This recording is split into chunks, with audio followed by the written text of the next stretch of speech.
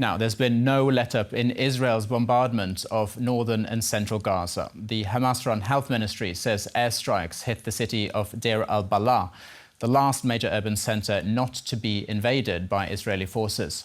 Israeli tanks are also pushing deeper into Rafah in the south. Health officials say the Palestinian death toll from ongoing Israeli attacks is nearing 39,000. Talks in Cairo aimed at reaching a ceasefire appear to have hit a wall.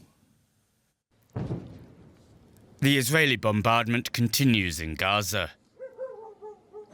In Gaza City in the north, airstrikes hit a UN-run school being used as a shelter for displaced Palestinians. In the south, Israeli forces advance into Rafah. Days before he is due to fly to Washington, D.C. to give a speech to the US Congress and meet President Joe Biden, Israel's Prime Minister Benjamin Netanyahu made a surprise visit to troops in Rafah. He said the Israeli offensive would help reach a hostage deal.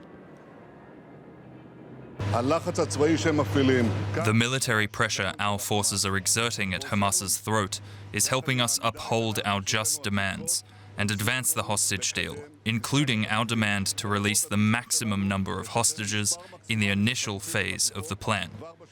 This pressure doesn't hinder the deal, it advances it.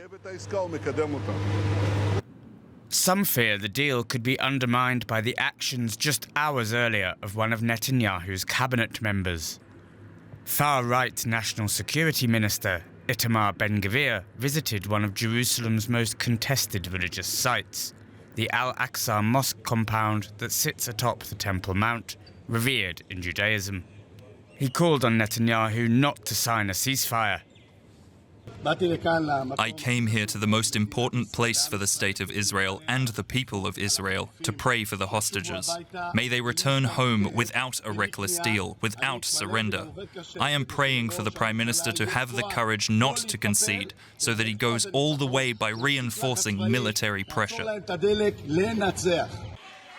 Hours before, Israel's parliament, the Knesset, overwhelmingly passed a resolution rejecting the formation of a Palestinian state. The vote sends a message to the world ahead of Netanyahu's visit to Washington.